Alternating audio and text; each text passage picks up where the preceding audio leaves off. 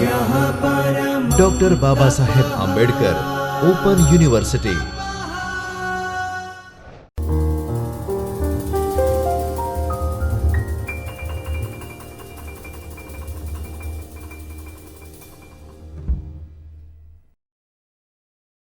નમસ્કાર તાલીમાર્થી મિત્રો, doctor Baba Saheb Ambedkar open યુનિવર્સિટીના શિક્ષણશાસ્ત્ર વિભાગમાંથી હું ડૉક્ટર હિના રાવલ આપ સૌનું સ્વાગત કરું છું. મિત્રો, આજે આપણે બીએડના પ્રથમ વર્ષના પેપર કોડ ES 135 જેનું નામ છે સમાવેશક શાળા, આ જે પેપર છે એ પેપરનો સમગ્રલક્ષી આપણે પરિચય પ્રાપ્ત કરીશું. કેમ કે કોઈ પણ વિષયના કોઈ પણ પેપરના અભ્યાસ પહેલાં એ પેપર કયા વિષયને ઉદ્દેશીને એની રચના થઈ છે તેમજ એમાં કયા કયા મુદ્દાઓ સમાવિષ્ટ છે એ વિષયનો પરિચય જાણવો એ આપણા માટે ખૂબ જ જરૂરી છે. તો આજે આપણે આ પેપરનો સમગ્રલક્ષી પરિચય પ્રાપ્ત કરીશું.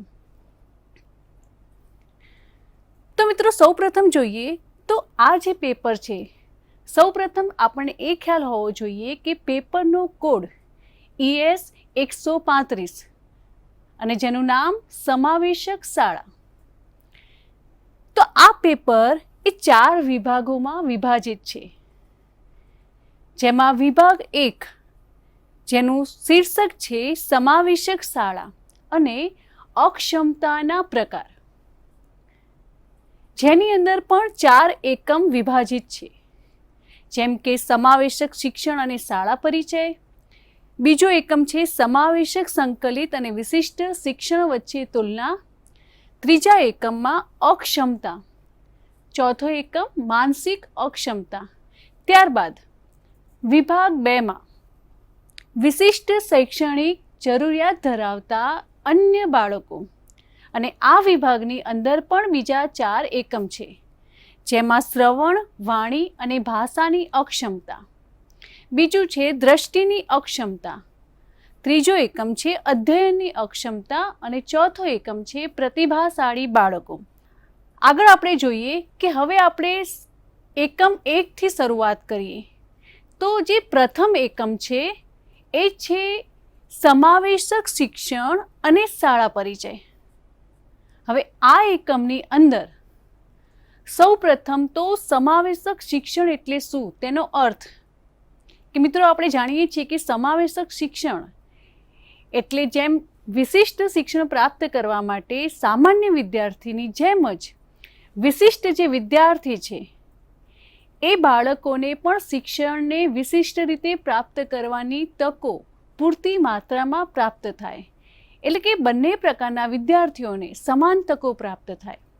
અને આવું જે શિક્ષણ છે એ શિક્ષણનો અર્થ, આ શિક્ષણ આપતી જે શાળાઓ છે એ શાળાનો અર્થ, સમાવેશક શિક્ષણના લક્ષણો, તેની વિવિધ જે જરૂરિયાતો છે, જેમ કે શિક્ષણમાં દરેક વિદ્યાર્થીઓને સમાન તક, સામાજિક સમાનતાને દઢ કરવી, નાગરિકત્વની તંદુરસ્ત ભાવનાનો વિકાસ કરવો, બંધારણીય જવાબદારી પૂરી કરવી, તેવા ઘણા બધા એની જરૂરિયાતો છે, એનો આપણે આ એકમમાં અભ્યાસ કરીશું. ત્યારબાદ આ જ એકમમાં જરૂરિયાતો બાદ સમાવેશક શાળાના ફાયદા કયા, તેના ફાયદા, તેની આવશ્યકતાઓ, સમાવેશક શાળાની જે મર્યાદાઓ છે એ મર્યાદાઓ, તેમજ આ જે શાળા છે એમાં એક શિક્ષકની શું ભૂમિકા છે. કે મિત્રો, શિક્ષક તરીકે આપણે એ જાણવું જોઈએ કે જ્યારે શાળા એ વિદ્યાર્થીઓને સમાવેશક શિક્ષણ આપતી હોય ત્યારે અહીં શિક્ષકની ભૂમિકા ખૂબ મહત્ત્વની છે. તો એ પણ આપણને આ એકમમાં જાણવા મળશે. ત્યારબાદ બીજો જે એકમ છે એ સંકલિત એકીકૃત શિક્ષણનો અર્થ, કે સંકલિતનો સામાન્ય રીતે અર્થ એવો થાય છે કે ઇન્ટિગ્રેટેડ. હવે આ જે શિક્ષણ છે એમાં વિદ્યાર્થીઓને સંકલિત કરીને જે શિક્ષણ આપવામાં આવે છે એની વાત આપણે કરીશું, જેમાં સમાવેશક શિક્ષણ અને સંકલિત શિક્ષણ એ બંને વચ્ચેનો જે તફાવત છે એ જોઈશું. વિશિષ્ટ શૈક્ષણિક જરૂરિયાત ધરાવતા જે બાળકો છે, કે જે બાળકો કોઈ પણ જાતની જે માનસિક શારીરિક ખામી ધરાવે છે અને તેમને વિશિષ્ટ જરૂરિયાતો છે એવા બાળકો વિશે આપણે અહીં અભ્યાસ કરીશું. વિશિષ્ટ શિક્ષણનો જે અર્થ છે એ તેના લક્ષણો, સમાવેશક અને વિશિષ્ટ શિક્ષણ વચ્ચેનો જે તફાવત છે તે, તેમજ સંકલિત અને વિશિષ્ટ શિક્ષણ વચ્ચેના તફાવત વિશેનો આપણે પરિચય મેળવવાના છીએ. ત્યારબાદ ત્રીજા એકમ, જેનું શીર્ષક છે અક્ષમતા, કે કોઈ કાર્ય માટે આપણે સક્ષમ ન હોઈએ તેને આપણે સાદો અર્થ જોઈએ તો તેને આપણે અક્ષમતા કહીએ છીએ. હવે આ જે અક્ષમતા છે એ વિદ્યાર્થીઓની દ્રષ્ટિએ આપણે જોઈએ તો તે અક્ષમતાનો અર્થ, અક્ષમતાની જે પ્રારંભિક કક્ષા હોય કે બાળક જ્યારે નાનું હોય ત્યારે ઘણી બધી બાબતોમાં તે અક્ષમ હોય છે, તો એને ઓળખવા માટેની જરૂરિયાત. અક્ષમતા પણ ઘણા બધા પ્રકારની હોય છે. તો તેના પ્રકારો, જેમાં શારીરિક ક્ષમતા, શારીરિક અક્ષમતાને આધારે બાળકોનું જે વર્ગીકરણ છે, જેમ કે આંગિક અક્ષમતા, ઇન્દ્રિયજન્ય અક્ષમતા, મિશ્ર અક્ષમતા, તેમજ શારીરિક અક્ષમતાના કેટલાક કારણો છે. તે કારણો અને એ કારણોને લીધે અધ્યયન પર કયા પ્રકારની અસરો થાય છે એ આપણે જોઈશું.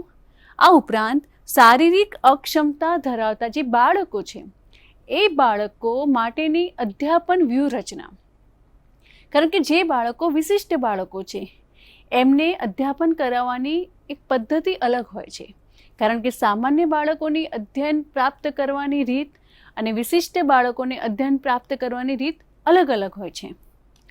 ત્યારબાદ આપણે એકમ 4માં માનસિક અક્ષમતા, કે જે બાળકો માનસિક રીતે પરિપક્વ નથી તેમજ માનસિક રીતે જે કાર્યો થાય છે તેમાં તેઓ સક્ષમ નથી, તો એને લગતું આપણે સૌપ્રથમ તો માનસિક અક્ષમતાનો અર્થ જોઈશું. ત્યારબાદ માનસિક અક્ષમતા ધરાવતા જે બાળકો હોય છે એ બાળકોમાં કયા પ્રકારના લક્ષણો જોવા મળે છે, તેમના એ લક્ષણોને આધારે તેને જાણવાના જે કારણો છે એ કારણો, તેમની કક્ષા કે કેટલા પ્રમાણમાં તેઓ માનસિક અક્ષમ છે તે, તેમની જે આ માનસિક અક્ષમતા છે તેની અધ્યયન પર શું અસર થાય છે તે જોવાનું છે. ત્યારબાદ માનસિક અક્ષમતા ધરાવતા બાળકો માટેની અધ્યાપન વ્યૂહરચના, એટલે કે અધ્યાપન પદ્ધતિ જે છે તે. ત્યારબાદ સ્વલિનતા, સ્વલિનતાની અંદર પણ એના કારણો, લક્ષણો, સ્વલિનતાની બાળકોના અધ્યયન પર થતી અસરો, તેમજ સ્વલિનતા ધરાવતા જે બાળક છે એ બાળકોનું શિક્ષણ. આ ઉપરાંત આપણે મસ્તિષ્ક પક્ષાઘાત, એટલે કે મગજનો લકવો, જેમાં મગજના લકવાના કારણો, લકવાની વિદ્યાર્થીઓના અધ્યયન પર થતી અસરો, મગજનો લકવો જે છે મસ્તિષ્ક પક્ષાઘાત એને નિવારવાના જે ઉપાય છે તે ઉપાય, મસ્તિષ્ક પક્ષાઘાત ધરાવતા બાળકોનું શિક્ષણ. ત્યારબાદ એકમ 5માં આપણે શ્રવણ, વાણી અને ભાષાની જે અક્ષમતા છે, કે કેટલાક બાળકોને સાંભળવામાં, બોલવામાં તેમજ એ સ્પષ્ટ રીતે ભાષા ન બોલી શકતા હોય, તો એવા જે વિશિષ્ટ બાળકો છે એમને ઉદ્દેશીને આ એકમની રચના થઈ છે, જેમાં શ્રવણની અક્ષમતા, બહેરાશના કારણો, બાળકોના અધ્યયન પર બહેરાશની અસર, જેમાં સંપૂર્ણ બહેરાશ ધરાવતા બાળકો માટેની વ્યૂહરચના, તેવા ઘણા બધા મુદ્દાઓનો અહીં સમાવેશ કરવામાં આવશે. ત્યારબાદ વાણી અને ભાષાની અક્ષમતા, કે બોલવામાં તેમજ ભાષાને ઓળખવામાં, ભાષાને રજૂ કરવામાં જે અક્ષમતા છે એની અહીં આપણે વાત કરીશું. ત્યારબાદ એકમ 6 દ્રષ્ટિની અક્ષમતા, કે દ્રષ્ટિની અક્ષમતા, જેમાં કેટલાક વિદ્યાર્થીઓ સંપૂર્ણ અંધ હોય, જેમાં દ્રષ્ટિની સંપૂર્ણ ક્ષતિ હોય, આ સિવાય દ્રષ્ટિની આંશિક ખામી હોય, એટલે ઓછા પ્રમાણમાં ખામી હોય, એ વિશે જોઈશું. દ્રષ્ટિની અક્ષમતાના જે કારણો છે એ કારણો, ત્યારબાદ દ્રષ્ટિની અક્ષમતાથી અધ્યયન પર એની શી અસર થાય છે એના વિશે જોઈશું. આ ઉપરાંત દ્રષ્ટિની આંશિક અક્ષમતા ધરાવતા જે બાળકો છે એમના માટે પણ અધ્યાપનની વ્યૂહરચના કયા પ્રકારની કરી શકાય એના વિશે આપણે વિગતે પરિચય મેળવીશું. ત્યારબાદ એકમ 8માં કુદરતી બક્ષિસ ધરાવતા પ્રતિભાશાળી બાળકો, કે ઘણા બધા બાળકો એવા હોય છે કે કુદરતી બક્ષિસ ધરાવતા હોય છે, તો એ પ્રતિભાશાળી બાળકો, એની વ્યાખ્યા, જેનો અર્થ, એવા બાળકોના લક્ષણો તેમજ આ પ્રકારના બાળકોની કેટલીક સમસ્યાઓ પણ હોય છે, જેમ કે અશિસ્ત, અપાનુકૂલન, અભ્યાસમાં અરુચિ, ગુરુતા ગ્રંથિનો વિકાસ, સાંવેગિક અસ્થિરતા.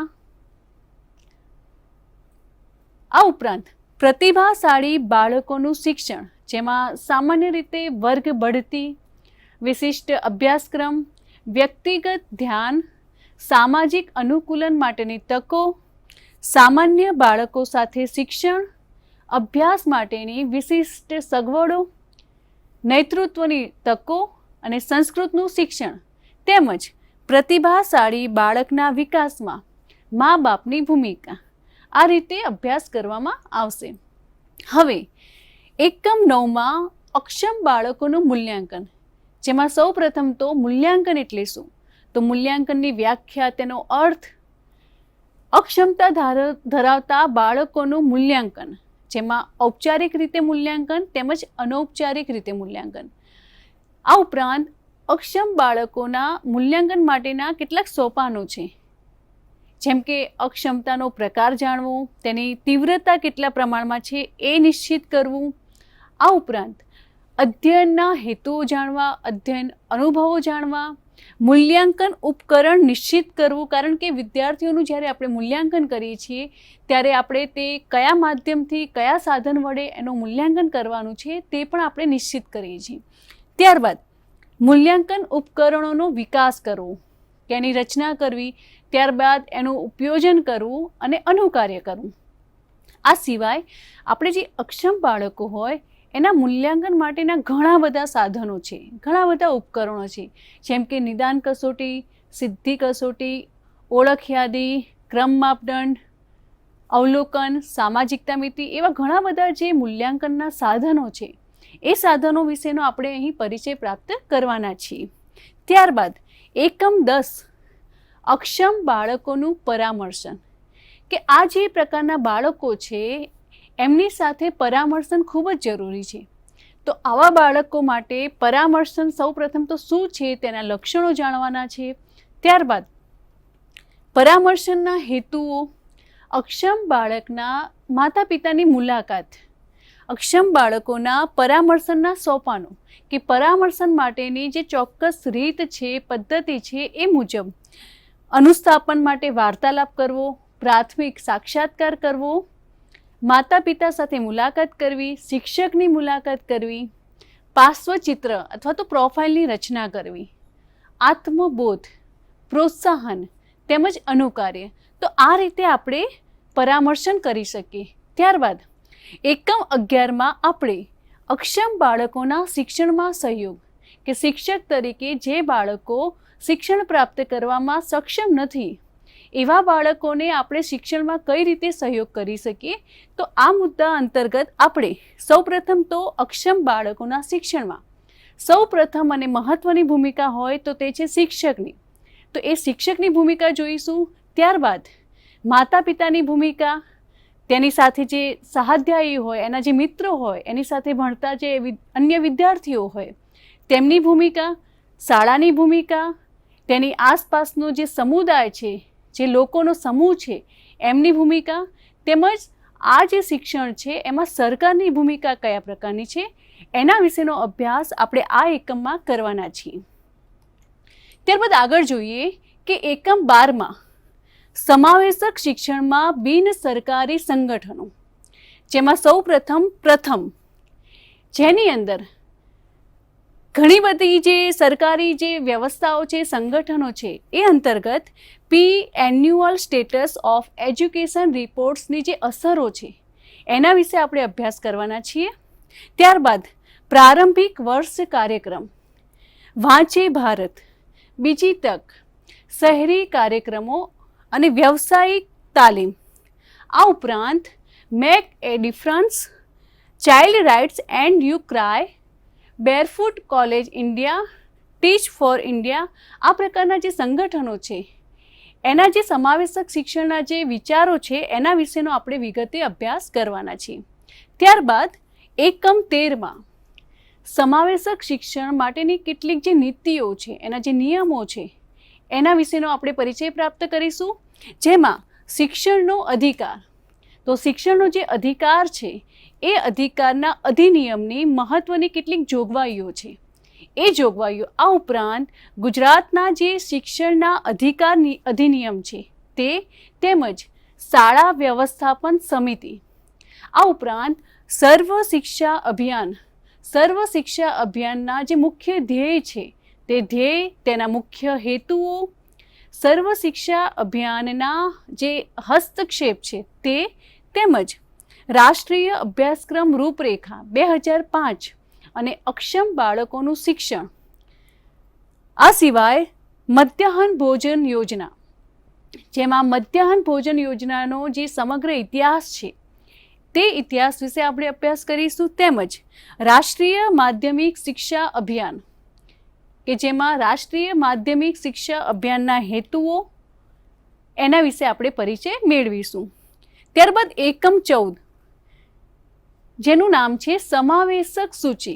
હવે સમાવેશક સૂચિ છે એનો સૌપ્રથમ આપણે પ્રાથમિક પરિચય પ્રાપ્ત કરીશું.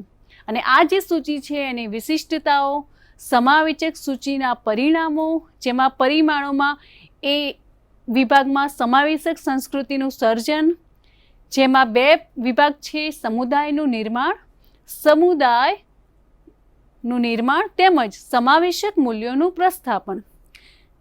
બીજું પરિમાણ છે સમાવેશક નીતિઓનો અમલ, જેમાં સર્વે માટેનો શાળાનો વિકાસ, વૈવિધ્યને સહાયક થાય તેવા તંત્રનું સંગઠન. અને ત્રીજું પરિમાણ છે સી પરિમાણ, જેમાં સમાવેશક પ્રથાનો વિકાસ, જેમાં 2 વિભાગ છે, અધ્યયનનું આયોજન અને સ્ત્રોતો ગતિશીલ કરવા.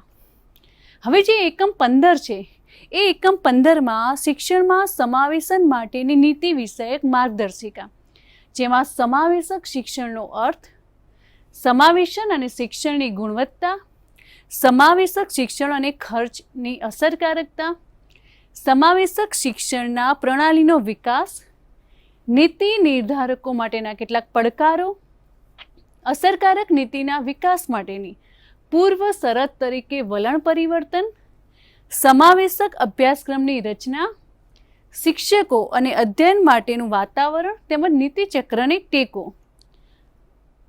અને છેલ્લો એકમ છે એકમ 16, જેનું શીર્ષક છે વિકલાંગ વ્યક્તિઓના અધિકાર પર કરારપત્ર, કે વિકલાંગ વ્યક્તિઓના અધિકાર પર કરારપત્રની પૂર્વ ભૂમિકા, કરારપત્રની રચના, વિકલાંગ વ્યક્તિઓના અધિકાર પર કરારપત્રનો પ્રાથમિક પરિચય, કલમ 4 જે છે એની સામાન્ય જવાબદારીઓ, તેમજ કલમ 9 એની ઉપલબ્ધતા અને સુલભતા.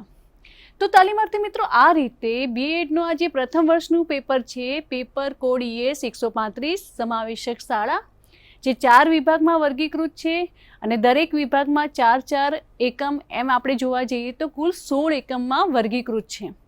અને આપણે આ 16 એકમનો વિગતે અભ્યાસ કરવાના છીએ. ધન્યવાદ. स्वाध्यायः परमः